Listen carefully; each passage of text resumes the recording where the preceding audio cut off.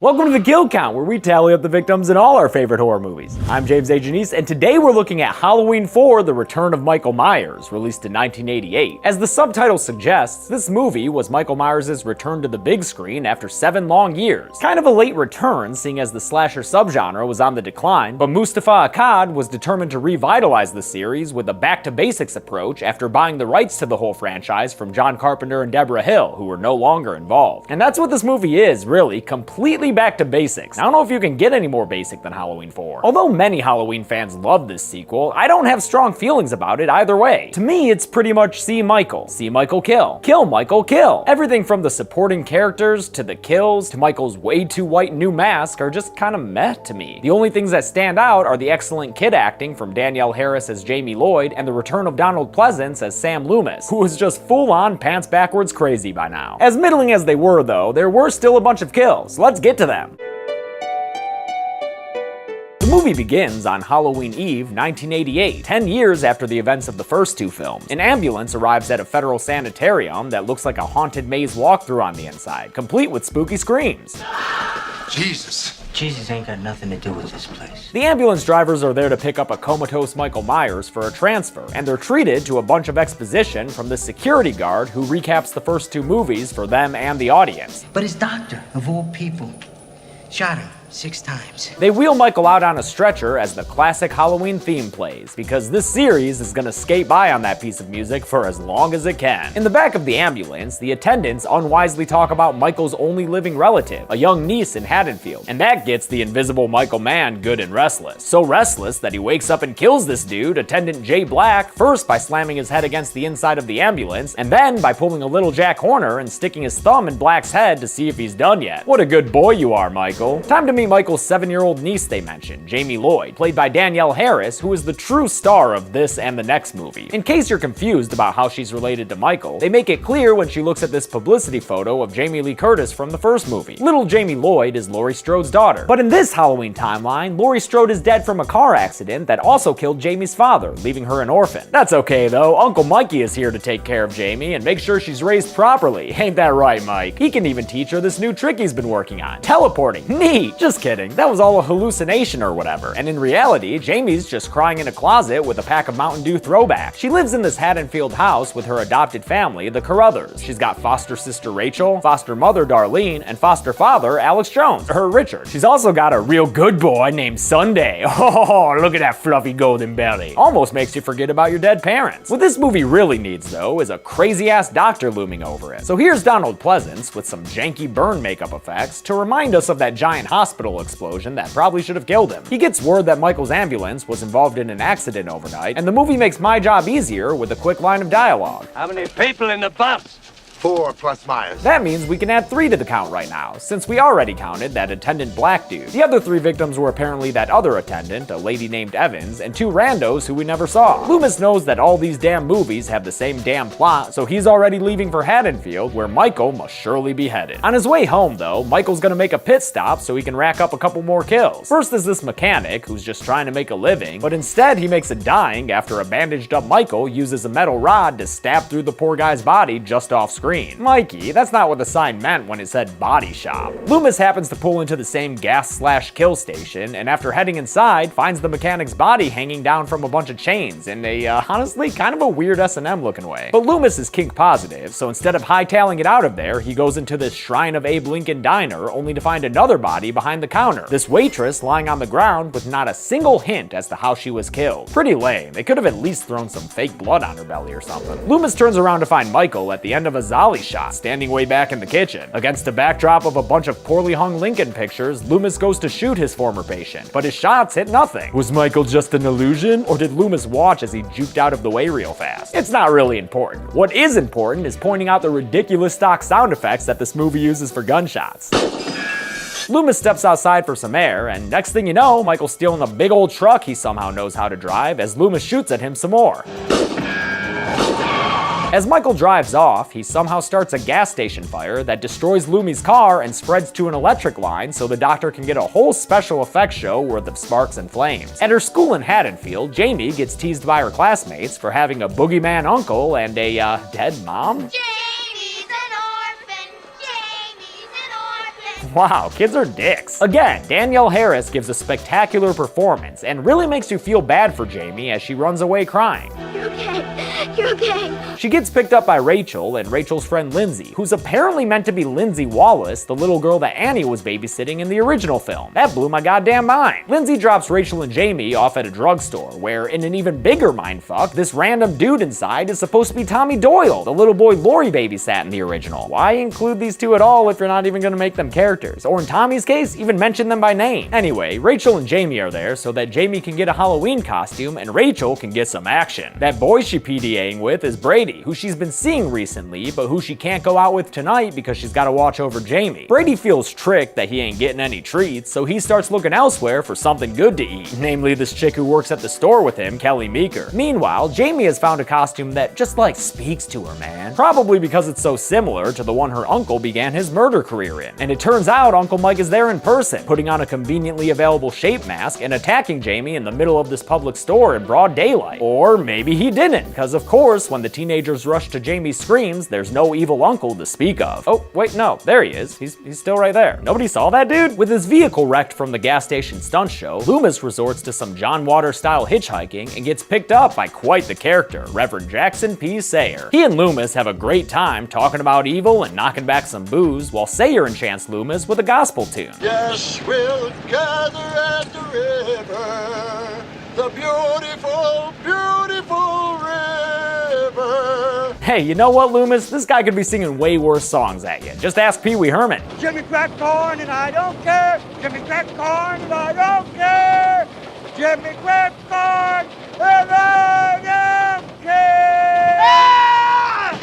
On Halloween night, while other kids are TPing trees like they should have done the night before, talking about Devil's Night, Michiganders know, Jamie puts on her best clown costume so she and Rachel can get to trick and or treating in the streets of Haddonfield. After they leave, Michael Myers, first person, sneaks his way into the Carruthers house and makes sure the audience knows that Jamie Lloyd is indeed the daughter of Laurie Strode. Loomis gets to the Haddonfield police station where he meets Sheriff Brackett's replacement, Sheriff Meeker. He's the father of that Kelly chick from Brady's store. Loomis dives straight into his crazy Michael Myers script and tells Meeker that Jamie Lloyd is in danger. When Meeker doesn't believe him, he just fucking erupts. 6 bodies. Sheriff, that's what I've seen between here and Richmond. I tell you, Michael Myers is here in this town. Wanting to avoid setting off that bottle rocket of bat shit anymore, Meeker agrees to go with Loomis to find Jamie and protect her. Hope you check home first, Meeky, cause Jamie's currently at your house trick-or-treating with Rachel and a bunch of other kids. Kelly answers the door for them, and don't look now, Rachel, but Brady's in the background zipping up his pants, cause he and the sheriff's daughter were F-U-C-K-I-N-G. He tries to explain himself to Rachel, but like, dude, what are you even gonna say? You got caught with your pants down. Or with Kelly's pants down anyway. Damn girl, put on some pants when you answer the door for little kids. You wanna land on the sex offenders list? Instead, Loomis and Sheriff Meeker go to the Carruthers house and find evidence that Michael's been there already, since those pictures are lying around and, oh yeah, there's a dead dog. Sunday, no! Fuck Michael Myers, man. We're all much more okay when Michael's killing people, so let's see some more of that with this unfortunate technician dude named Bucky, according to his hard hat. Michael tosses the guy into a giant transformer, borrowing a move from his frenemy Jason by killing someone while simultaneously knocking out some power. In this case, the whole damn town apparently. That darkness will come in handy for Michael later, so I guess he got pretty lucky with Bucky. The cops have instated a curfew by now, so kids are getting picked up by their parents and bars are having to kick out their blue-collar patrons. Rachel and Jamie are finally found by Loomis and Sheriff Meeker, but after they get in the police car, Loomis notices that they have an audience, a Michael Myers staring at them from afar. But wait a minute, there's a second Michael Myers over there. And what's that? A third Michael Myers? Yeah, it turns out it's just a couple of punk kids playing a goof that nearly gets them shot. It's just a prank, bro. They get back to the police station and find it totally demolished, and we get another body for the count when Sheriff Meeker comes across a dead police officer whose arm has been torn off somehow. Now, other counts online say there are 3 bodies in this shot, but try as I may, I can only see one. He's missing a shoe and he has his leg draped over a bucket. I'm not gonna pretend like I see the other 2 just to be cool, so sorry, we're only adding 1 here. A posse of barflies rolls up to the police station looking for answers as to why their precious bar had to close early, and when Loomis tells them that Michael Myers is to blame, they set off to do some vigilante justice. Son of a bitch, you just created a lynch mob. You haven't got a police force. Yeah, I'm sure these guys are gonna be an adequate replacement, Loomy. They take their justice truck to a park where they think they see something. Hey Earl, did that bush move? It's coming right for us! The drunk dudes just completely open fire, shooting their guns off like they're in a goddamn Predator movie.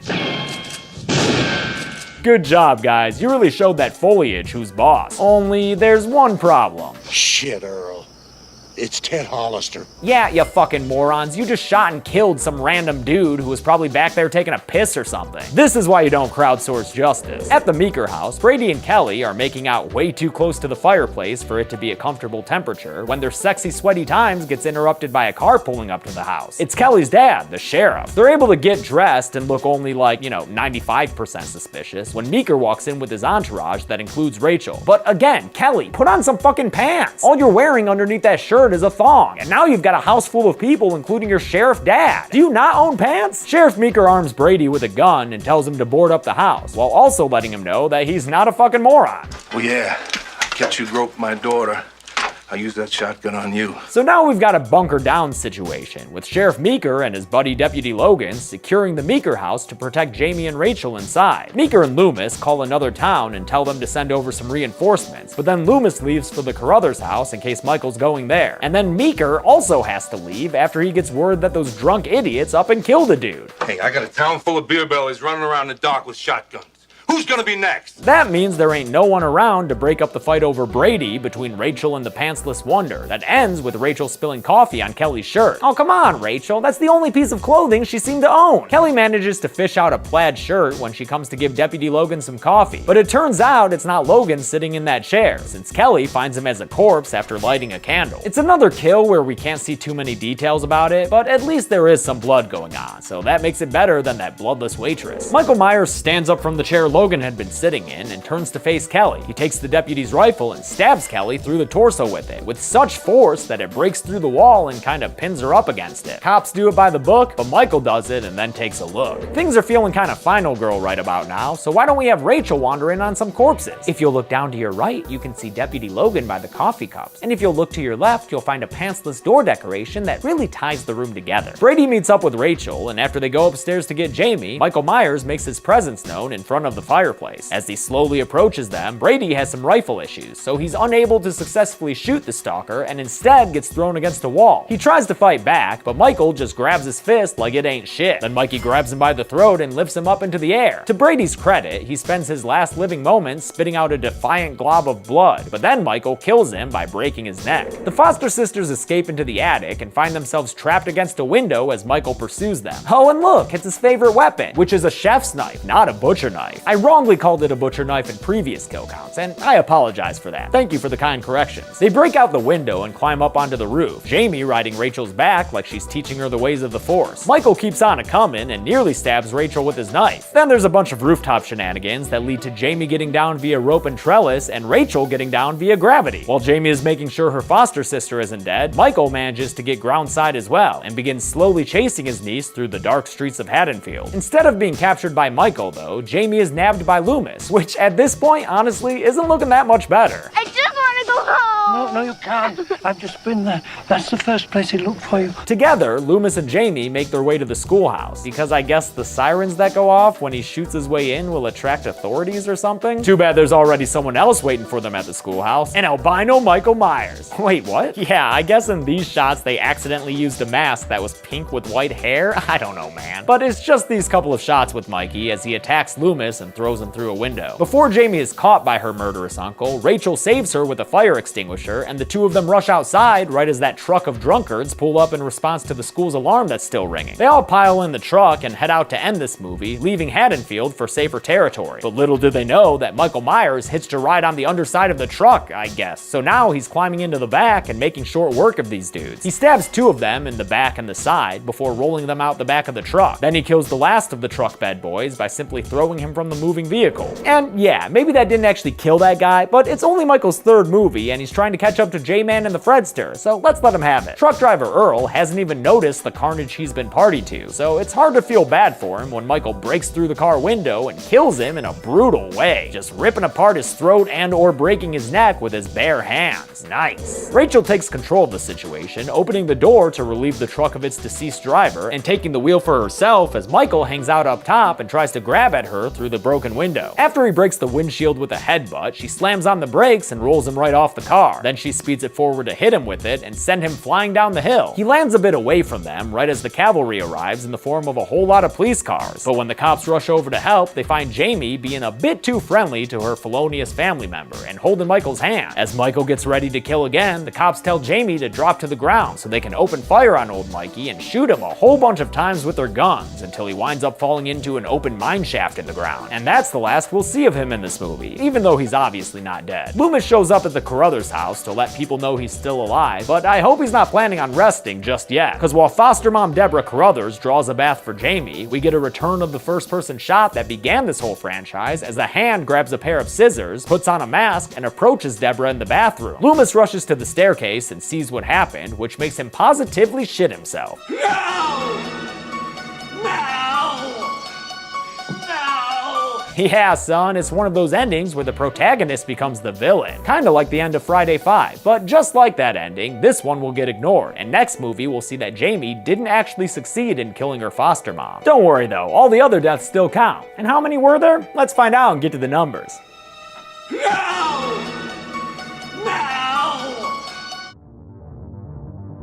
16 people died in Halloween 4, Michael's best outing yet. The victims included 11 men, 3 women, and 2 paramedics of unknown gender, giving Michael a nice little try-pie. With a runtime of 88 minutes, we had a kill on average every 5.5 minutes. Not bad. I'll give the golden chainsaw for coolest kill to Earl, whose neck was ripped apart in a shot that was actually added later after the filmmakers decided they wanted more gore in the movie. Dull machete for lamest kill will go to the waitress, who also has a real lame fun fact. She was played by the wife of Bobby Brady actor Mike Lookinlad, who was a PA on this movie. And that's it. Halloween 4, The Return of Michael Myers, came out in 1988 and fulfilled most people's Myers desires. It was immediately followed by Halloween 5, The Revenge of Michael Myers, which I'll cover next week. But until then, I'm James A. Janice.